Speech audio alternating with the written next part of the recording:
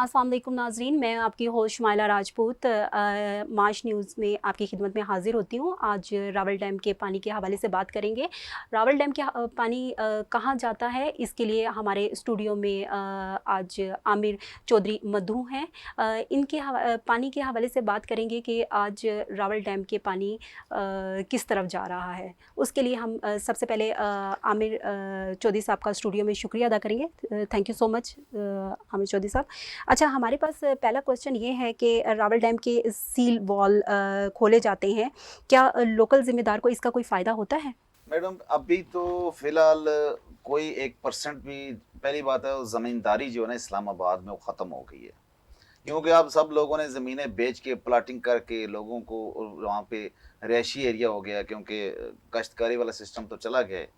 लेकिन आज से 30 साल 40 साल कई बरसों पहले ये ऐसा था कि जब रावल डैम का साफ़ सुथरा पानी आता था, उसमें मछलियाँ भी होती थी, उसमें मतलब इतना साफ़ सुथरा पानी होता था कि ये कुरांग नाला जो आके लतरार रोड को क्रॉस करता है, ये इतना साफ़ सुथरा पानी था कि मैं कहता हूँ कि एक वहाँ जितने भी लोकल ज़मींदार थे, इसमें देखें अब पंजाबी में थोड़ी-सी मैं पंजाबी भी ऐड कर देता हूँ। जी, जी। इसमें वो पंजाबी में कहते हैं मूलियाँ, ठिपर और गाजरें और उसके बाद तोरियाँ, उसके बाद लौकी, उसके बाद टिंडे, ये लोग जितने भी ज़मींदार थे, ये कुरंग नाला जो लतरार रोड को क्रॉस कर रहा है, वहाँ से ये उसको धोते थे, क्योंकि धो के उसके बाद ये इस्लामाबाद जो मंडी है, वहाँ पे फ़रोख्त करने जाते थे। लेकिन वो धोते इसलिए थे कि वो पानी इतना साफ़ था कि वहाँ पे आराम से सब्जियाँ और आराम से हर चीज़ लोग नहाते भी थे, बिल्कुल ईज़ी माहौल था।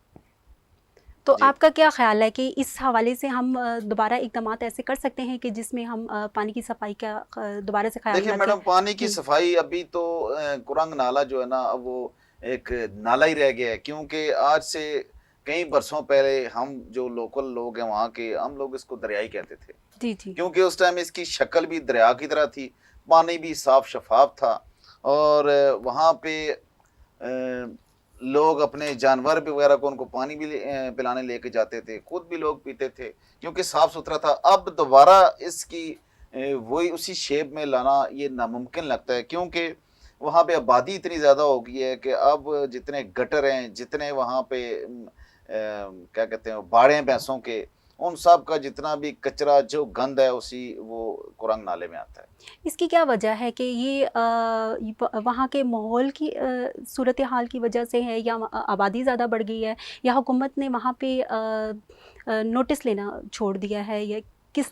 ये मैडम असल में जो उसके इर्द गिर्द जितनी आबादी कुरंग नाले के इर्द गिर्द बढ़ गई है, उससे देखें अब जितने भी वहाँ पे घर बने उन सब के गटर भी बने, उन गटरों की जो पाइपलाइन थी वो उसी कुरंग नाले में गई और उसके बाद माशाल्लाह से हमारी सीडीए जो वहाँ पे उसने भी कोई इंतज़ाम ऐसा ना किया कि वहाँ पे लोगों ने देखें पूरे कुरंग नाले के इर्द गिर्द, हालांकि नाले कुरांग नाले के इर्द गिर्द 100 फुट तक आप ना लेफ्ट ना राइट आप तामीरात नहीं कर सकते, लेकिन वहाँ पे तामीरात किसने करवाई, तामीरात कैसे हुई, ठीक है, ये तो सीडीए की मिली भगत के अलावा नहीं हो सकती। और वहाँ पे आप देखें इन्फोर्समेंट और प्लानिंग डेवलप डिपार्टमेंट जो है ना, ये मुकम्मल तौर पे इन्वॉल्व रहा है। ये हमारी वीडियो भी आप देख सकते हैं, वहाँ पे किस तरह से एक 100 फुट तो बहुत दूर की बात है, शायद 1 फुट भी पीछे मकान नहीं बने, बिल्कुल उसके ऊपर बने हुए हैं। वहाँ पे पूरे कुरंग के इर्द गिर्द हर तरफ आप देखें कि वहाँ पे भैंसों के बाड़े बने हुए और बड़े बड़े पाइप उन्होंने उसके गोबर फेंकने के लिए उस कुरंग नाले के अंदर फेंक दिए। ठीक हो गया। अच्छा, अगला हमारे पास क्वेश्चन है, कोरंग नाले के इर्द-गिर्द गैर कानूनी तामीरात किसने देखिए मैं करवाई? अभी भी आपसे यही कर चुका हूँ, हमारे सीडीए के चेयरमैन साहब हैं मोहम्मद अली रंधावा साहब और चीफ कमिश्नर भी हैं इस्लामाबाद के। अभी देखें उनके पास इंतजामिया का मुकम्मल कंट्रोल है, लेकिन कंट्रोल होने के उसमें कंट्रोल में कौन सी चीज़ आती है जी, इन्फोर्समेंट भी आती है और प्लानिंग डिपार्टमेंट भी उनके पास ही है। हालांकि वो चाहें तो वहाँ पे एक बड़ा ऑपरेशन कर सकते हैं कि ये कुरंग नाले के ऊपर किस किस लोगों ने किसकी मदद से वहाँ पे तामीरात की, लेकिन और तमीरात भी कर दी, और उसके बाद ये कुदरती एक नाला था, इतने खूबसूरत, इसमें ज़बरदस्त साफ़ सुथरा पानी था, और वहाँ पे कब्ज़े किसने करवाए, ठीक है। और इतने सालों से, ये एक दिन की बात तो है कोई नहीं कि एक दिन में कब्ज़े हो जाते हैं, ये तो इसमें कई साल लगे लोगों को कब्ज़े करते करते। और सीडीए, हमारे सीडीए हुकाम जितने भी हैं, सीडीए मुलाजमीन जितने भी हैं, एहलकार भी हैं, देखिए जिनकी ड्यूटी होती है कि जनाब यहाँ पे आपने कब्ज़ा नहीं होने देना सीडीए की जगह पे। अब थोड़ा सा इससे मैं थोड़ा सा हट के बात करूंगा कि अगर कुरंग नाले से थोड़ा सा हट जाए, वहां पे जावा तेली आता है। अब जावा तेली में टोटल सारी जितनी जमीन है, थोड़ी सी मलकान के हकूक होंगे वहां पे, लेकिन ज्यादातर सीडीए की है। अब वहां पे लोग क्या कर रहे हैं जी, सीडीए की जमीन फरोख्त कर रहे हैं एक स्टाम्प पेपर पे, और वो भी सीडीए की मिली भगत से। अब एक बंदा, उसके पास कब्जा है जी, वो प्लाट दे रहा है 5 मरले 10 मरले, उसको वो स्टाम्प दे रहे हैं बंदे को और पैसे ले रहे हैं। और देखें वहां पे तमीरात भी मुसलसल जारी हैं, और जो लोग सीडीए मुलाजमीन को पैसे दे देते हैं, उनके तो ब्लॉक बन के तो मकान बन भी जाते हैं, और जो लोग नहीं देते उनको कहते हैं ना पैसे क्या बता मैं कहता हूँ, वो नहीं देते, उनकी ऊपर ऑपरेशन हो जाता है। आज से देखें 1 साल शायद पहले की गालबन बात है, D12 सेक्टर की मैं बात करूंगा। D12 सेक्टर के अंदर इन्फोर्समेंट और प्लानिंग डिपार्टमेंट की मिली भगत से वहां पे एक बरसाती नाला है, उसको तंग किया गया। जब उसको तंग किया गया, और इसको इतना तंग किया गया, उसके बाद बारिशें हुई बहुत ज्यादा। ये तो किसी ने देखें, हमारी जितना भी इस्लामाबाद है, हालांकि वो एक प्लान के तहत मुकम्मल सीडीए चलना चाहिए सीडीए को, लेकिन नहीं चलता। अभी D12 में इतना पानी आया, 1 साल पहले की बात है, कि पूरा D12 डूबा हुआ नजर आया लोगों को। मीडिया में भी बातें आई, लेकिन उसका क्या हाल हुआ, गाड़ियां भी पानी में तैरती हुई नजर आई, लेकिन उसका क्या हाल हुआ, कुछ भी नहीं। उसी तरह ही मामला चल रहे हैं। तो सर आपका क्या ख्याल है कि हुकूमती सतह पे नाअहली है या लोगों की देखिए जब नाअहली है? हमारा सीडीए है, जिस तरह खन्ना पुल के ऊपर भी मैंने एक प्रोग्राम किया था, सीडीए वहां पे जैसे एक रेड़ी बांध है। देखिए अब सीडीए से रेड़ी बांध अगर नहीं हटाए जा सकते, तो एक मकान बंदा सीडीए की जगह पे जो बना लेता है, उसने कहाँ से हटना है। ये मोहम्मद अली रंधावा साहब से हम रिक्वेस्ट करते हैं, वो सीडीए के चेयरमैन भी हैं, चीफ कमिश्नर इस्लामाबाद भी हैं, वो चाहें तो इस चीज़ के ऊपर भी थोड़ी सी नज़र डालें तो काफ़ी मामला हल हो सकते हैं। चलिए इंशाअल्लाह ताला। अगला सवाल हमारा है कि आज कई सालों पहले सुना था कि यहाँ पे मछलियाँ थीं, ऐसा कुछ है या देखिए नहीं? मैडम, मछलियाँ तो ऐसे, जब साफ पानी होता था तो मछलियाँ भी तो उसमें होंगी। और हम देखें उसी रोड के रिहायशी भी हैं, और हमने अपनी आंखों से देखा, लोग जाल से मछलियाँ पकड़ते थे इसी कुरांग नाले के अंदर से। अब इसको नाला कहा जाता है, लेकिन जो लोकल जितने भी लोग थे उसको दरियाई कहते थे, बरमे वाला दरिया, ठीक है। अब बर्मा स्टॉप है वहाँ पे, इसलिए इसका कुरांग नाम ही नहीं लेता था कोई। लेकिन अगर कुरांग नाम भी लेते थे, उसमें इतना उसका साफ शफाफ पानी था, और रावल डैम से जब वो पानी छोड़ा जाता था। अच्छा उस टाइम मैडम एक और भी आपको पता की बात बता दूं, उस टाइम रावल डैम के जो पानी खोला जाता था, वो 2 फुट तक उसकी खोलने की गुंजाइश होती थी, 2 फुट तक उसका पानी छोड़ते थे।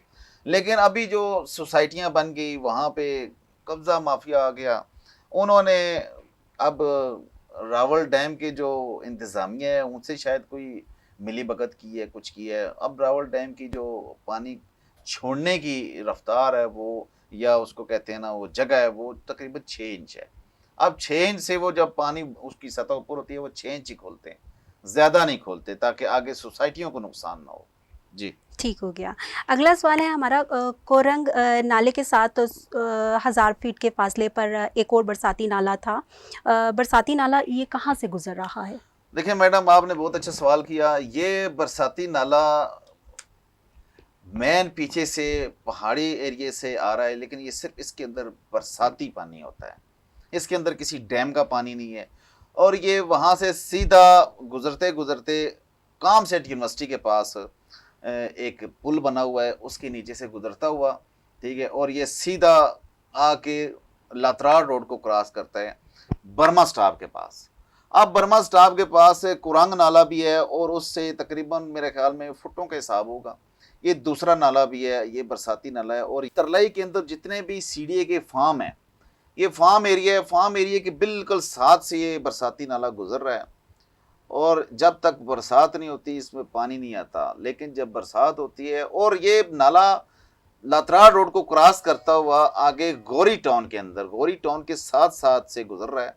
और पिछले दिनों में जब बारिशें हुई तो गौरी टाउन की सारी गलियां पानी से भर गई थी, लोगों के घर में पानी गया, कमरों में पानी गया, लोगों की सब चीज़ें खराब हुई। क्योंकि अब जो बंदा किसी दूसरी सिटी से आया उसको तो नहीं पता कि नाले या कभी बारिश आएगी तो पानी कमरों में भी आएगा। उन्होंने कहा जी हमने बिल्कुल नाले के साथ ले रहे हैं जी, हमें पानी की कोई मसला नहीं होगा, हमें जो है ना सीवरेज का कोई मसला नहीं होगा। उन्होंने ये किसी से नहीं पूछा कि ये भाई ये तो बता दो कि ये जब बरसात आती है, ज़्यादा होती है, तो ये पानी इस तरफ आएगा कि नहीं आएगा। ये गौरी टाउन की बहुत सारी गलियां, इसने मकान इस बरसाती नाले ने तबाह किए, लेकिन लोग फिर भी वहीं पे मकान बना रहे हैं, फिर भी उसी तरह ही काम चल रहा है। हुकूमत और इंतज़ामिया, हमारी इस्लामाबाद की इंतज़ामिया, वो भी खामोश तमाशाई का किरदार अदा कर रही है। जी। अच्छा सर, आपने एक बात की कि फार्म हाउस वाले पानी के हवाले से बात कर रहे थे, उसके हवाले से एक दफ़ा दोबारा बता दीजिए कि फार्म हाउस के पानी का जो ये जो बरसाती नाला है मैडम, मैंने आपको बताया ना, जो हम्म, काम से यूनिवर्सिटी के साथ से गुजर रहा है, हम्म, ये उस बरसाती नाले की मैं बात कर रहा हूँ। ये सीधा वहां से होता हुआ आगे सीधा लतरार रोड को क्रॉस करता है। और ये लतरार रोड को क्रॉस कहाँ से करता है? अच्छा ये देखें, ये पानी तरलाई जो एक इलाका है उसका, जामनाबाद, जामनाबाद से क्रॉस होता हुआ उसके साथ साथ से आ रहा है ये पानी। और हम जब बचपन में थे वहाँ पे पूरी तरलाई की खवातीन, उसके जितने भी लोगों ने जानवर रखे होते थे, उनको पानी वहाँ से पिलाते थे, क्योंकि वो पानी साफ था।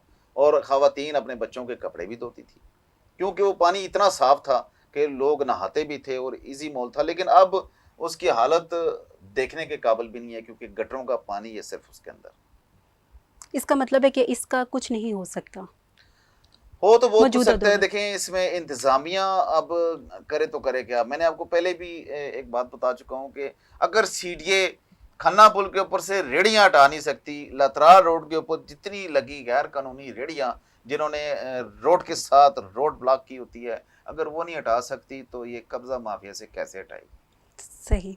अगला सवाल है हमारा, जब बारिशें ज़्यादा होती हैं तो इन दोनों बरसाती नाले एक दरिया की शक्ल अख्तियार कर लेते थे, क्या ऐसा देखें ऐसा होता था? देखें ये मैडम, मैं आपको पहले भी बता चुका हूँ कि एक तो हम वहाँ के उसी रोड के रहायशी हैं, और हमने अपनी आंखों से देखा 1992 में, 1987 में, ये मैं आपको सन भी बता रहा हूँ, ठीक है, सन 2000 में, सन 2003-4 में भी ये इतना दोनों नालों में पानी आया। एक तरफ से रावल डैम खोल दिया गया, दूसरी तरफ से बरसाती पानी इतना ज़्यादा था, बारिशें हुई कि दोनों नाले आपस में एक जुड़ गए और रोड नज़र नहीं आ रही थी कि रोड है किधर।